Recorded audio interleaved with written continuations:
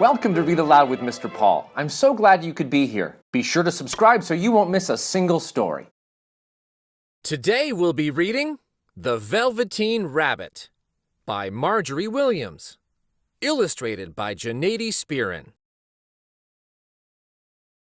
The Velveteen Rabbit, or How Toys Became Real, by Margery Williams, illustrated by Gennady Spirin.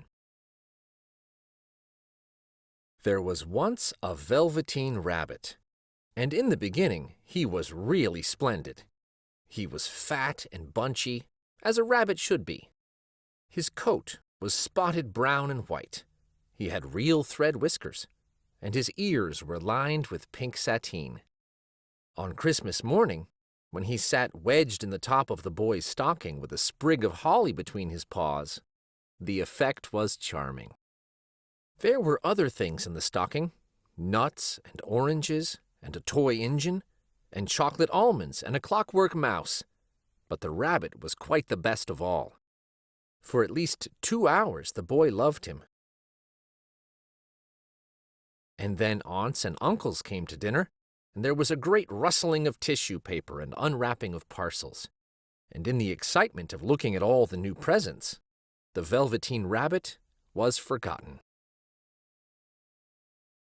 For a long time he lived in the toy cupboard or on the nursery floor, and no one thought very much about him.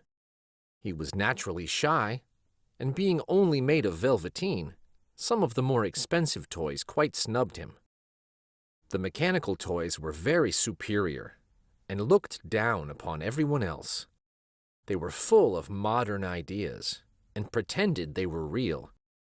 The model boat, who had lived through 2 seasons and lost most of his paint, caught the tone from them and never missed an opportunity of referring to his rigging in technical terms.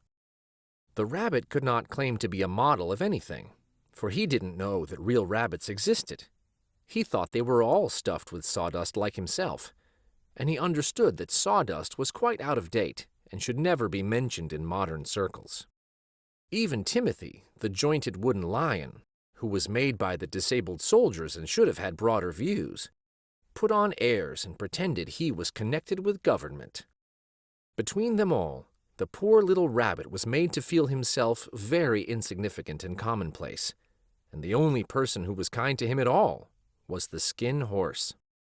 The Skin Horse had lived longer in the nursery than any of the others. He was so old that his brown coat was bald in patches and showed the seams underneath, and most of the hairs in his tail had been pulled out to string bead necklaces. He was wise, for he had seen a long succession of mechanical toys arrive to boast and swagger, and by break their mainsprings and pass away, and he knew that they were only toys and would never turn into anything else. For nursery magic is very strange and wonderful, and only those playthings that are old and wise and experienced, like the Skin Horse, understand all about it. "What is real?" asked the rabbit one day, when they were lying side by side near the nursery fender, before Nana came to tidy the room. "Does it mean having things that buzz inside you and a stick-out handle?" "Real isn't how you are made," said the Skin Horse. "It's a thing that happens to you. When a child loves you for a long, long time, not just to play with, but really loves you, then you become real." "Does it hurt?" asked the rabbit. "Sometimes," said the Skin Horse, for he was always truthful. "When you are real, you don't mind being hurt." "Does it happen all at once, like being wound up?" he asked. "Or bit by bit?" "It doesn't happen all at once," said the Skin Horse. "You become. It takes a long time. That's why it doesn't often happen to people who break easily, or have sharp edges, or who have to be carefully kept. Generally, by the time you are real, most of your hair has been loved off, and your eyes drop out, and you get loose in the joints and very shabby. But these things don't matter at all, because once you are real, you can't be ugly. except to people who don't understand. I suppose you are real? Said the rabbit. And then he wished he had not said it, for he thought the skin horse might be sensitive. But the skin horse only smiled. The boy's uncle made me real, he said. That was a great many years ago. But once you are real, you can't become unreal again. It lasts for always. The rabbit sighed. He thought it would be a long time before this magic called real happened to him. He longed to become real, to know what it felt like. And yet the idea of growing shabby and losing his eyes and whiskers was rather sad. He wished that he could become it without these uncomfortable things happening to him. There was a person called Nana who ruled the nursery. Sometimes she took no notice of the playthings lying about, and sometimes, for no reason whatever, she went swooping about like a great wind and hustled them away in cupboards. She called this tidying up, and the playthings all hated it, especially the tin ones. The rabbit didn't mind it so much, for wherever he was thrown, he came down soft. One evening, when the boy was going to bed, he couldn't find the china dog that always slept with him. Nana was in a hurry, and it was too much trouble to hunt for china dogs at bedtime, so she simply looked about her, and seeing that the toy cupboard door stood open, she made a swoop. "Here," she said, "take your old bunny. He'll do to sleep with you." And she dragged the rabbit out by one ear and put him into the boy's arms. That night, and for many nights after, the Velveteen Rabbit slept in the boy's bed. At first he found it rather uncomfortable, for the boy hugged him very tight, and sometimes he rolled over on him, and sometimes he pushed him so far under the pillow that the rabbit could scarcely breathe. And he missed, too, those long moonlight hours in the nursery, when all the house was silent, and his talks with the skin horse. But very soon he grew to like it, for the boy used to talk to him, and made nice tunnels for him under the bedclothes that he said were like the burrows the real rabbits lived in. And they had splendid games together in whispers. When Nana had gone away to her supper and left the nightlight burning on the mantelpiece. And when the boy dropped off to sleep, the rabbit would snuggle down close under his little warm chin and dream, with the boy's hands clasped close round him all night long. And so time went on, and the little rabbit was very happy. So happy that he never noticed how his beautiful velveteen fur was getting shabbier and shabbier, and his tail had come unsewn, and all the pink had rubbed off his nose where the boy had kissed him. Spring came, and they had long days in the garden, for wherever the boy went, the rabbit went too. He had rides in the wheelbarrow, and picnics on the grass, and lovely fairy huts built for him under the raspberry canes behind the flower border. And once, when the boy was called away suddenly to go out to tea, the rabbit was left out on the lawn until long after dusk.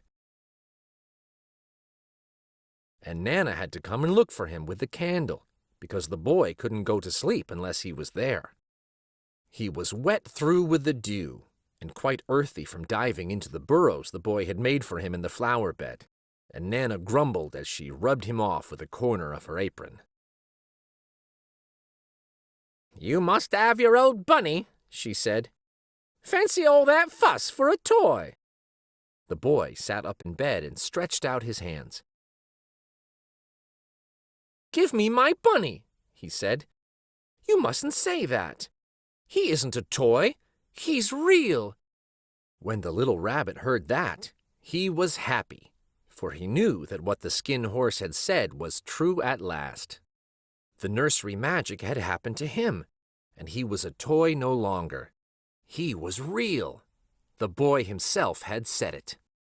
That night he was almost too happy to sleep, and so much love stirred in his little sawdust heart that it almost burst. And into his boot-button eyes, that had long ago lost their polish, there came a look of wisdom and beauty,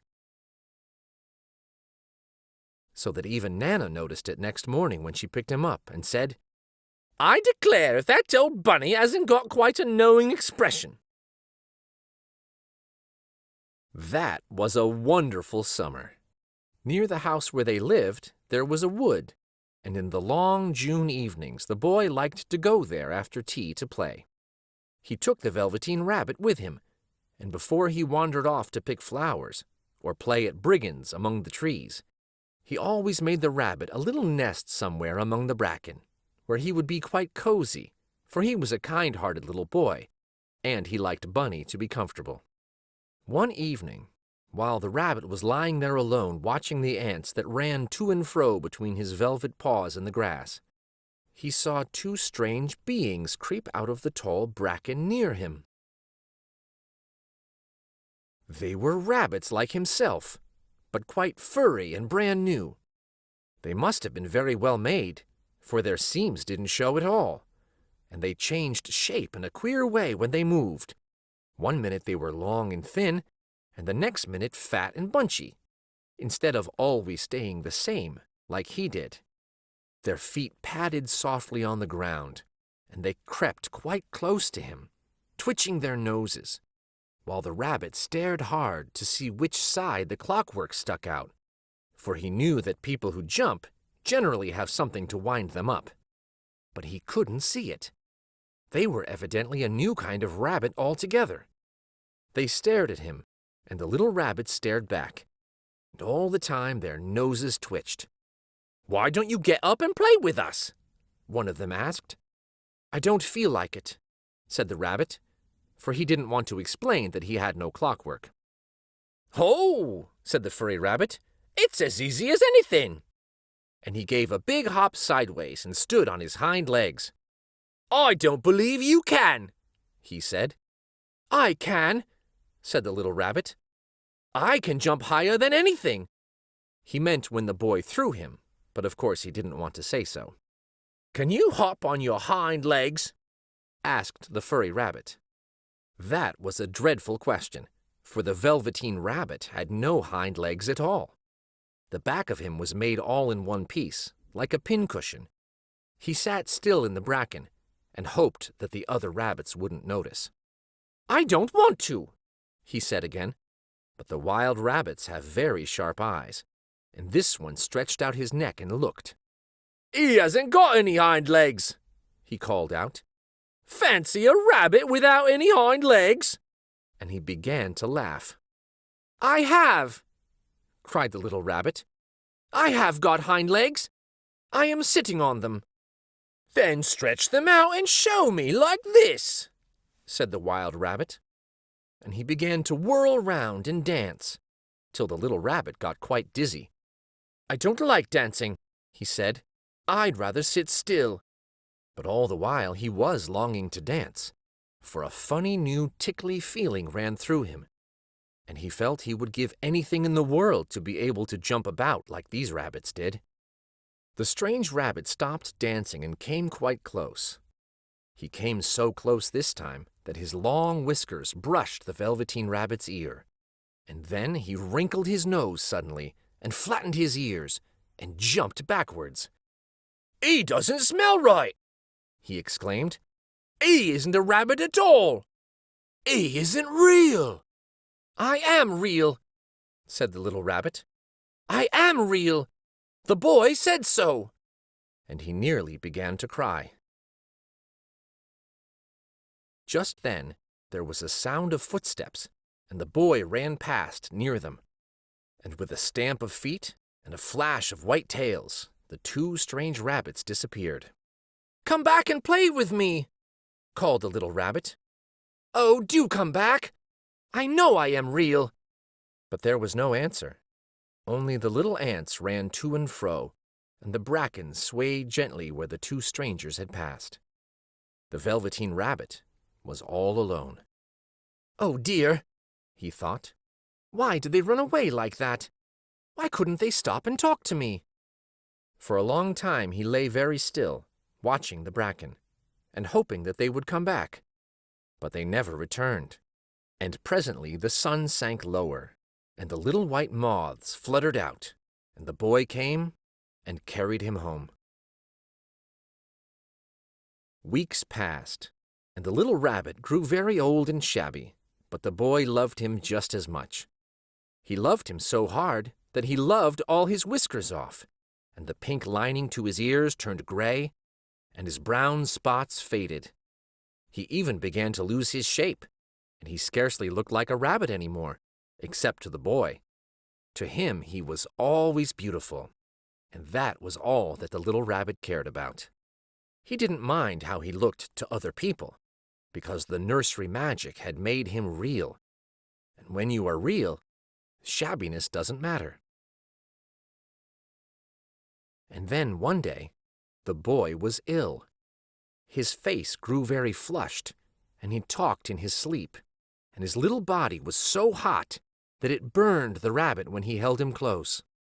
Strange people came and went in the nursery, and a light burned all night. And through it all, the little Velveteen Rabbit lay there, hidden from sight under the bedclothes, and he never stirred, for he was afraid that if they found him, someone might take him away, and he knew that the boy needed him. It was a long, weary time, for the boy was too ill to play, and the little rabbit found it rather dull with nothing to do all day long. But he snuggled down patiently and looked forward to the time when the boy should be well again, and they would go out in the garden, amongst the flowers and the butterflies, and play splendid games in the raspberry thicket like they used to. All sorts of delightful things he planned, and while the boy lay half asleep, he crept up close to the pillow and whispered them in his ear. And presently the fever turned, and the boy got better. He was able to sit up in bed and look at picture books, while the little rabbit cuddled close at his side. And one day, they let him get up and dress. It was a bright, sunny morning, and the windows stood wide open. They had carried the boy out onto the balcony, wrapped in a shawl, and the little rabbit lay tangled up among the bedclothes, thinking. The boy was going to the seaside tomorrow. Everything was arranged, and now it only remained to carry out the doctor's orders. They talked about it all, while the little rabbit lay under the bedclothes, with just his head peeping out, and listened. The room was to be disinfected, and all the books and toys that the boy had played with in bed must be burnt. "Hurrah!" thought the little rabbit. "Tomorrow we shall go to the seaside." For the boy had often talked of the seaside, and he wanted very much to see the big waves coming in, and the tiny crabs, and the sand castles. Just then, Nana caught sight of him. "How about his old bunny?" she asked.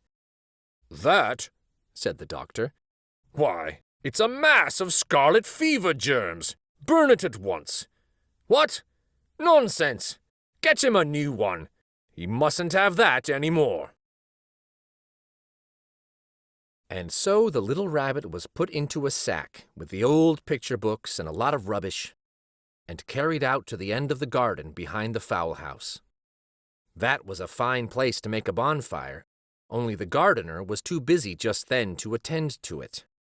He had the potatoes to dig and the green peas to gather, but next morning he promised to come quite early and burn the whole lot. That night the boy slept in a different bedroom, and he had a new bunny to sleep with him.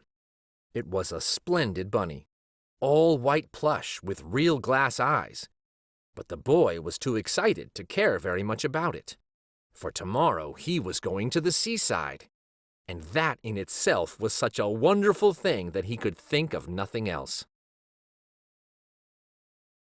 And while the boy was asleep, dreaming of the seaside, the little rabbit lay among the old picture books in the corner behind the fowl house, and he felt very lonely. The sack had been left untied, and so by wriggling a bit, he was able to get his head through the opening and look out. He was shivering a little, for he had always been used to sleeping in a proper bed, and by this time his coat had worn so thin and threadbare from hugging that it was no longer any protection to him. Nearby he could see the thicket of raspberry canes, growing tall and close like a tropical jungle, in whose shadow he had played with the boy on bygone mornings. He thought of those long sunlit hours in the garden, how happy they were, and a great sadness came over him. He seemed to see them all pass before him, each more beautiful than the other. The fairy huts in the flower bed, the quiet evenings in the wood when he lay in the bracken and the little ants ran over his paws. The wonderful day when he first knew that he was real. He thought of the skin horse, so wise and gentle, and all that he had told him. Of what use was it to be loved and lose one's beauty and become real if it all ended like this?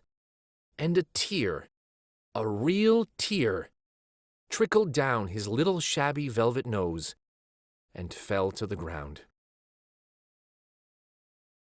And then a strange thing happened, for where the tear had fallen, a flower grew out of the ground, a mysterious flower, not at all like any that grew in the garden. It had slender green leaves the color of emeralds, and in the center of the leaves, a blossom like a golden cup. It was so beautiful that the little rabbit forgot to cry and just lay there watching it. And presently the blossom opened, and out of it there stepped a fairy. She was quite the loveliest fairy in the whole world. Her dress was of pearl and dewdrops, and there were flowers round her neck and in her hair, and her face was like the most perfect flower of all. And she came close to the little rabbit, and gathered him up in her arms, and kissed him on his velveteen nose that was all damp from crying. "Little rabbit," she said, "don't you know who I am?" The rabbit looked up at her, and it seemed to him that he had seen her face before, but he couldn't think where. "I am the nursery magic fairy," she said. "I take care of all the playthings that the children have loved. When they are old and worn out, and the children don't need them anymore, then I come and take them away with me and turn them into real." "Wasn't I real before?" asked the little rabbit. "You were real to the boy," the fairy said, "because he loved you. Now you shall be real to everyone." And she held the little rabbit close in her arms and flew with him into the wood. It was light now, for the moon had risen. All the forest was beautiful, and the fronds of the bracken shone like frosted silver. In the open glade between the tree trunks, the wild rabbits danced with their shadows on the velvet grass, but when they saw the fairy, they all stopped dancing and stood round in a ring to stare at her. "I've brought you a new playfellow," the fairy said. "You must be very kind to him and teach him all he needs to know in Rabbitland, for he is going to live with you forever and ever." And she kissed the little rabbit again and put him down on the grass. "Run and play, little rabbit," she said. But the little rabbit sat quite still for a moment and never moved. For when he saw all the wild rabbits dancing around him, he suddenly remembered about his hind legs, and he didn't want them to see that he was made all in one piece. He did not know that when the fairy kissed him that last time, she had changed him altogether, and he might have sat there a long time, too shy to move, if just then something hadn't tickled his nose, and before he thought what he was doing, he lifted his hind toe to scratch it. And he found that he actually had hind legs. Instead of dingy velveteen, he had brown fur, soft and shiny. His ears twitched by themselves, and his whiskers were so long that they brushed the grass. He gave one leap, and the joy of using those hind legs was so great that he went springing about the turf on them, jumping sideways and whirling round as the others did. And he grew so excited that when at last he did stop to look for the fairy, she had gone. He was a real rabbit at last, at home with the other rabbits. Autumn passed, and winter, and in the spring, when the days grew warm and sunny, the boy went out to play in the wood behind the house. And while he was playing, 2 rabbits crept out from the bracken and peeped at him. One of them was brown all over, but the other had strange markings under his fur, as though long ago he had been spotted, and the spots still showed through. And about his little soft nose and his round black eyes there was something familiar, so that the boy thought to himself, "Why, he looks just like my old bunny that was lost when I had scarlet fever." But he never knew that it really was his own bunny, come back to look at the child who had first helped him to be real.